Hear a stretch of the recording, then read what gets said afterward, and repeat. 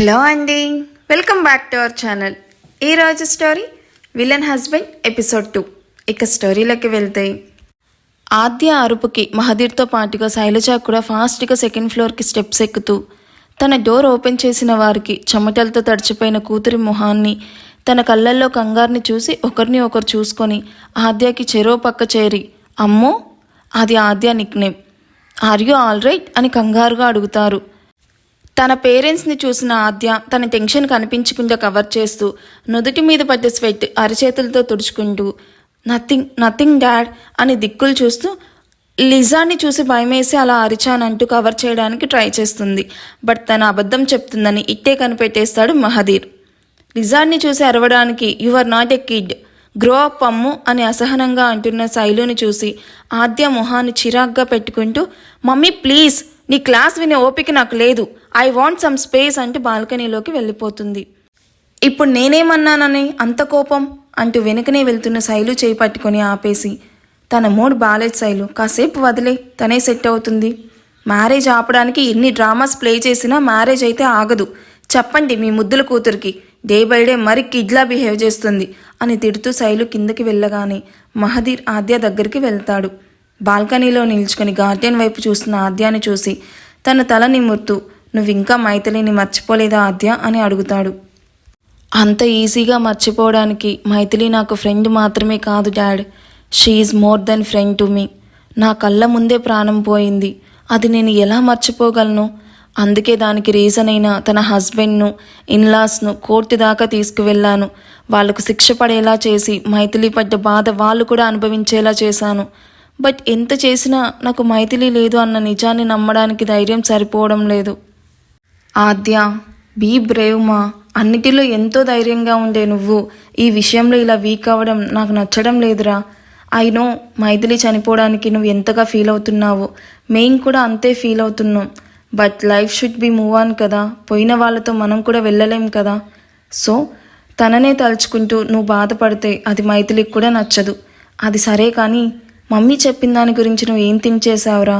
మాకు మాత్రం ఎవరున్నారు చెప్పు, నీకు మ్యారేజ్ చేయాలని మాకు మాత్రం ఉండదా అని లాలానగా అడుగుతాడు. డాడీ ప్లీజ్, మైథిలి ఎలాంటి సిచ్యువేషన్లో చనిపోయిందో తెలిసి కూడా నన్ను మ్యారేజ్ చేసుకోమని అడుగుతున్నారా? How can you say like that dad? అందరూ తన హస్బెండ్ లానే ఉండరా ఆద్య, నీకు మంచి హస్బెండ్ని నేను వెతికి తీసుకొస్తాను. షటప్ డాడ్, నాకు మ్యారేజ్ చేసుకునే ఐడియానే లేదు, నన్ను ఫోర్స్ చేయకండి ప్లీజ్ అంటూ తన ఫ్రెండ్ మాన్య కాల్ చేయడంతో తన కార్ కీస్ తీసుకుని అక్కడి నుండి వెళ్ళిపోతుంది. ఆద్యను ఇలానే వదిలేస్తే తను ఎప్పటికీ శైలు చెప్పినట్టు ఒంటరిగా ఉండిపోతుంది అని అర్థం చేసుకుని ఆద్యను ఎలా అయినా పెళ్లి కొప్పించాలి అని ఆలోచనలో పడతాడు మహదీర్. హంస మీదకు చేరిన జైదీర్ ఎర్రగా ఊరిస్తున్న ఆమె పెదాలను అందుకొని హార్డ్గా కిస్ చేయడం మొదలు పెడతాడు. జైదీర్ వర్మది 7 ప్యాక్ బాడీ, డైలీ జిమ్ చేస్తాడు. షర్ట్లెస్గా జైదీర్ని ఫస్ట్ టైం చూస్తున్న హంస తన చేతులతో జైదీర్ను మరింతగా రెచ్చగొడుతుంది. తన 2 పెదాల మధ్య హంస కింద పెదవిని బంధించి హార్డ్గా ఫ్రెంచ్ కిస్ ఇస్తూ ఒకరి ఎంగిలి మరొకరికి అంటుకుంటూ ఫుల్ మూడ్లోకి వెళ్ళిపోతారు. హంస పెదవి నుండి రక్తం ఉప్పగా తనకి తాకడంతో ఇగో సాటిస్ఫై అయిన జైదీర్ పెదాలను వదిలేసి మెల్లగా కంఠం మీదకి చేరుకుంటాడు. తెల్లగా మెరుస్తున్న కంఠాన్ని తన నాలుకతో ఎంగిలి రాస్తూ హంసలో ఇంకా కాంక్షను మరింత పెంచుతూ మెడ మీద కొరుకుతూ మరింత కిందకి వెళ్తాడు. హంస నోటి నుండి వస్తున్న సౌండ్స్కి జైదీర్ కదలికల్లో వేగం పెరుగుతుంది. అతని వేగాన్ని తట్టుకోవడం కష్టంగా ఉన్నా అది తీపి సుఖంగా మారడంతో హంస కూడా జైదీర్ను జై ఐ కాంట్ వెయిట్ ఫాస్ట్ అంటూ మత్తుగా మూలుగుతూ జై మొహాన్ని పట్టుకుని లాగి ముద్దులతో ముంచేస్తుంది. వీడేంటి ఆఫీస్ అవర్స్లో క్యాబిన్ డోర్ లాక్ చేశాడు అని అనుకుంటూ అది లాక్ చేసిన అందులోకి తన ఫింగర్ ప్రింట్తో డోర్ ఓపెన్ చేయొచ్చని గుర్తొచ్చి ఫింగర్ ప్రింట్తో క్యాబిన్ డోర్ ఓపెన్ చేసి అందులోకి అడుగు పెడతాడు తన బెస్ట్ ఫ్రెండ్ అమర్.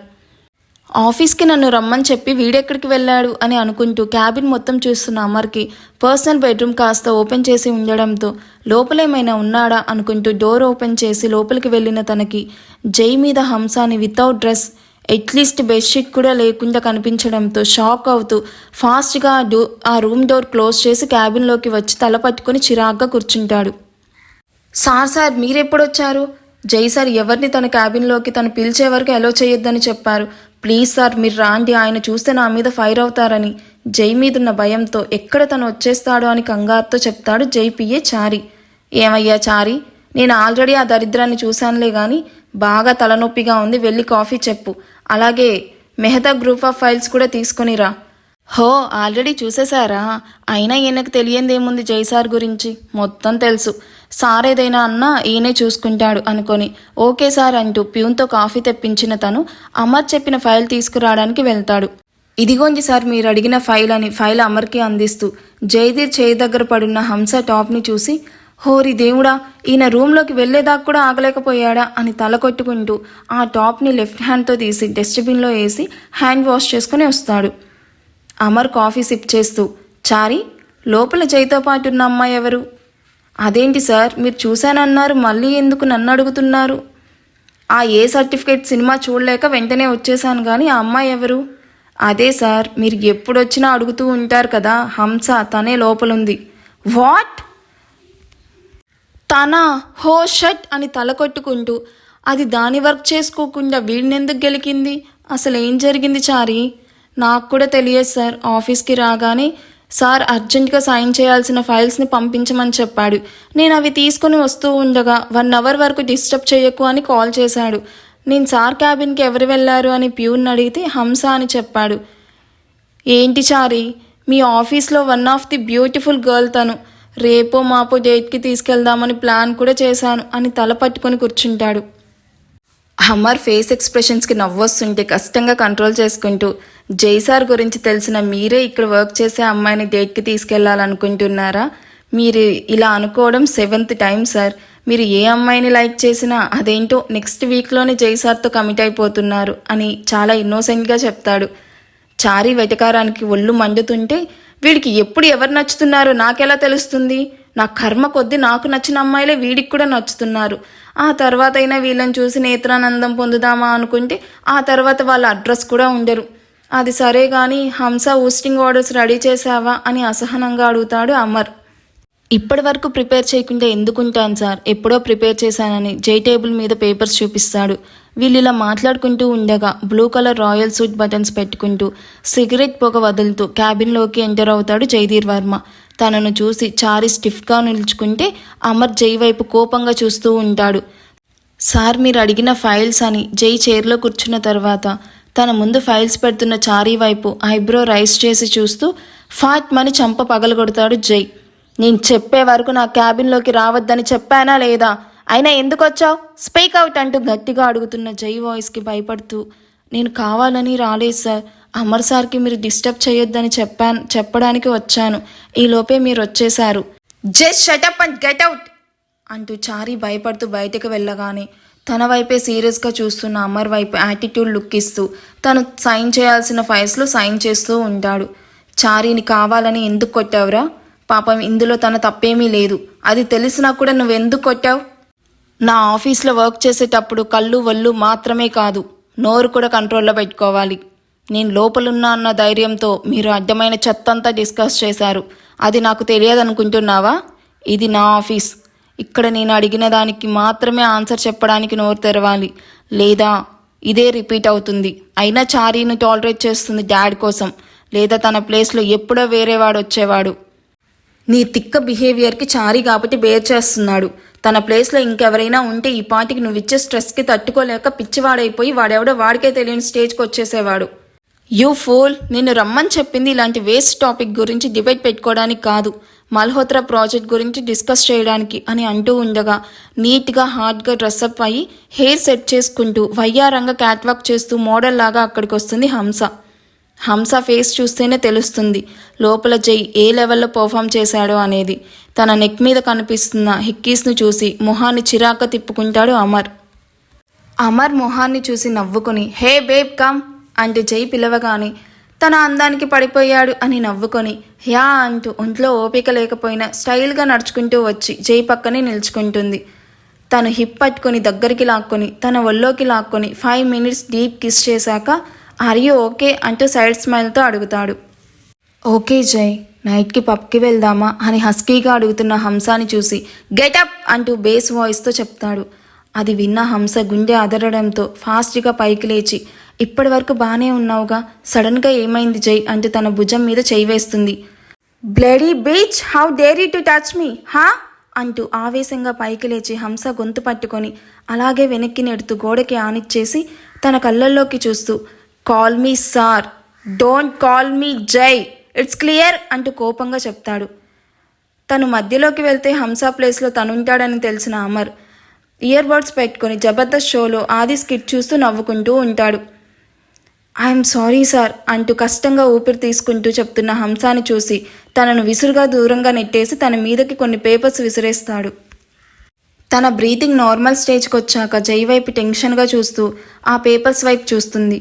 తనతో ఇప్పటి వరకు ఎంతో రొమాంటిక్ అండ్ స్వీట్ టాక్స్ చేసిన జై సడన్గా ఎందుకు ఇలా సైకోలా బిహేవ్ చేస్తున్నాడో అర్థం అవ్వక మేబీ పబ్ గురించి అడిగినందుకు ఏమన్నా అలా రియాక్ట్ అయ్యాడేమో అని అనుకుంటూ వీడిని బెడ్ మీదనే మౌల్ చేసుకోవాలి అనుకొని ఆ పేపర్స్ వైపు చూస్తూ తనకేమైనా ప్రాపర్టీ ఆ జాబ్లో ఏమన్నా మంచి పొజిషన్ ఇచ్చాడేమో అని ఆశగా వాటిని ఓపెన్ చేసి చూసిన హంసాకి షాక్తో 2 కళ్ళు పెద్దవవుతాయి.